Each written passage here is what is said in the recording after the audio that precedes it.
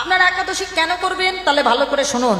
একাদশী করলে যত যত সমগ্র তীর্থ যদি স্নান করা যায়, তীর্থের জলে, সমস্ত তীর্থের জলে স্নান করলে যে ফল হয়, একাদশী করলে সেই ফল পাওয়া যায়। বড় বড় যারা যজ্ঞ করতো আগেকার দিনে, বড় বড় যে যজ্ঞ করলে যে ফল পাওয়া যায়, আপনি যদি একাদশী ব্রত সঠিকভাবে পালন করেন সেই যজ্ঞের ফল আপনি পাবেন। হ্যাঁ, যারা দেখবেন অনেক দানী ব্যক্তি প্রচুর দান ধ্যান করে, দান করলেও একটা পুণ্য ফল আছে বাবা। এই দানের যে পুণ্য ফল পাওয়া যায়, কেউ যদি একাদশী ব্রত করে সেই ফলটা কিন্তু মেলে। এবার ভাবুন আপনি একাদশী করবেন কি করবেন না। ভগবানের জন্য তো কিচ্ছু করেন না, একটু চেষ্টা করতে হবে করার বাবা। তবে অনেক সংসারী মানুষ অনেকে বলে, দেখো একাদশী করতে পারি না, সংসারে ব্যস্ত থাকি, বা আমার একাদশী করলে শরীরের অনেক প্রবলেম আছে, আমাদের গ্যাস হয়, আমার প্রেশার লো হয়ে যায়, না খেয়ে থাকতে পারি না, কি করে একাদশী করব? না খেয়ে কেউ তো কোথাও বলেনি যে একাদশী না খেয়ে পুরো করতে হবে।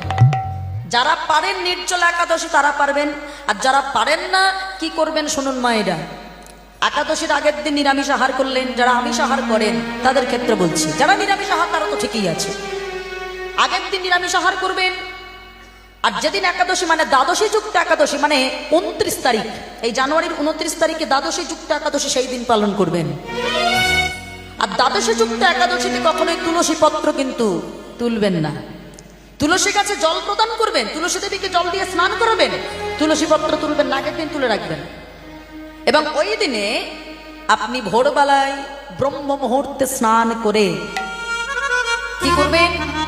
ভগবানের পূজার্চনাদি করে তার সেদিন যতটা পারবেন মুখে যেন কোনো কুকথা বলা যাবে না, কোনো কু আচার বিচার চলবে না, কাউকে কোনো কটাক্ষ করা যাবে না, খারাপ কথা বলা যাবে না, তাহলে একাদশীর ফল সব নষ্ট হয়ে গেল বাবা। হ্যাঁ, সেই দিন কি করবেন? দুপুরবেলা যখন 12টা পার হবে ফলাহার করবেন, মানে ফল আহার করতে পারেন, বা 5 রকমের যে সবজি সেই ব্যঞ্জনাদি তৈরি করে রন্ধন করে সেবা করতে পারেন। তবে খবরদার আটা খেতে যাবেন না, যে আটার তৈরি কোনো জিনিস খেয়ে নিলাম হয়তো হয়ে যাবে, হবে না, তাহলে সেটা আটাদশী হবে, একাদশী হবে না বাবা।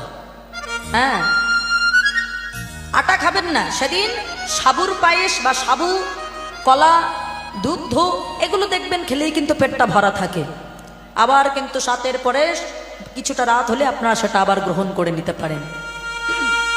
তারপরের দিন আবার ব্রহ্ম মুহূর্তে স্নান করে নিলেন, আপনার পারণার সময় মতো আপনি ভগবানের চরণে পুজো দিয়ে, নিয়ম আছে মহাপ্রসাদ খেয়ে তারপরে পারণ ভঙ্গ হয়, কিন্তু মহাপ্রসাদ আপনি পাবেন কোথায় বাবা? সেটা তো সম্ভব নয়, একমাত্র পুরী ধামে মহাপ্রসাদ ছাড়া হয় না বাবা। তাই কি করবেন? ভগবানের চরণের তুলসী পত্রটা ভক্ষণ করে আপনি কিছু একটা খেয়ে নিলেই আপনার পারণার সময় মতো হয়ে যাবে বাবা। বোঝা গেল? চেষ্টা করবেন, একাদশী করবেন। এবার যদি বলেন আমি সব একাদশী পারি না, আমাদের বছরে কটা একাদশী আছে? 24টা একাদশী। তবে যে বছর মলমাস পড়ে সে বছর কিন্তু 2টো একাদশী পারে বাবা। তবে সব না পারেন 4টে পারবেন। খনার বচনে বলছে অন্তত কিছু কিছু করো, করতে করতে যদি ভগবানের কৃপা হয় দেখবে সব কটা পারছো। কি কি করবে? 4টে একাদশীর নাম বললো, ভালো করে শুনেন না। এরা যারা মনে করছেন একাদশী শুরু করবেন উৎপন্ন একাদশী থেকে করতেই পারেন, আর যারা ভাবছেন শুধু 4টে করবেন তাহলে সেই 4টের নাম: শয়ন, উত্থান, পাশ মোড়া, তার মধ্যে ভীমে ছোড়া। তাহলে এই হলো 4টে একাদশী: শয়ন একাদশী, উত্থান একাদশী, পার্শ্ব একাদশী, আর এই যেটা আগামীকাল লাগছে এই ভীম একাদশী। এই 4টে আপনারা পালন করতেই পারেন। আর এগুলো না বা করলে পরে পরে যদি কার কৃপা হয় আবার করতে পারবেন। এবার বলছে তাও যদি না পারো তাহলে পাগলার 14 পাগলিরা। পাগলাটাকে, যিনি আমাদের মতো সংসারের পাগল নয়, শ্রী হরির নামে পাগল আমার বাবা। কে? মায়েরা কার মাথায় জল ঢালেন? শিব ঠাকুর। ওই পাগলার মাথায়, মানে ভোলানাথের মাথায় সামনে আসছে শিব চতুর্দশী, তার মাথায় জল ঢেলে তিথিটা পালন করতে হবে শিবরাত্রির দিন। পাগলার 14, পাগলির 8। পাগলিটাকে, পাগলা যদি ভোলানাথ হয় মায়েরা, পাগলি হলো আমার মা দুর্গা। দুর্গা পূজা যখন হয় তখন মহাষ্টমী ব্রত হয়, মায়েরা পালন করেন? অষ্টমী ব্রত করেন? মহাষ্টমী ব্রত পালন করতে হবে। এই হলো পাগলার 14 পাগলি রাত, এই নিয়ে কালকা। এবার বলছে 2 ছেলের জন্মদিন এই যেন না হয় ভিন। নিজেদের ছেলের কথা শুধু মনে রাখলে হবে না, 2টো ছেলের কথা মনে রাখতে হবে। একটা ছেলের জন্মদিন হবে, সামনেই আসছে চৈত্র মাসে রামচন্দ্রের রামনবমী। আর একটা ছেলের জন্মদিন ঘরে ঘরে ভাদ্র মাসে পালন হয়। কে বাবা? ভগবান শ্রীকৃষ্ণের জন্মাষ্টমী ব্রত, এটা পালন করতে হবে। 2টো ছেলের জন্মদিন এই যেন না হয় ভিন। এসব কিছুই যদি এবার না পারিস তাহলে ভগার খালে গিয়ে ডুবে মরিস। মানে এগুলো যদি মনে করা হয় আমরা কিচ্ছু করব না, তাহলে এবার ভগার খালে গিয়ে ডুবে মরো।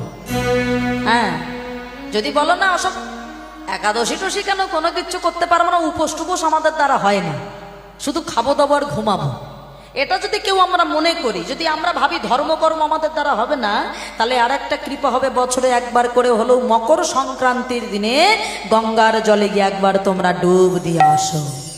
হ্যাঁ, এটা করলে বলে সব তীর্থ বারবার, গঙ্গা সাগর একবার।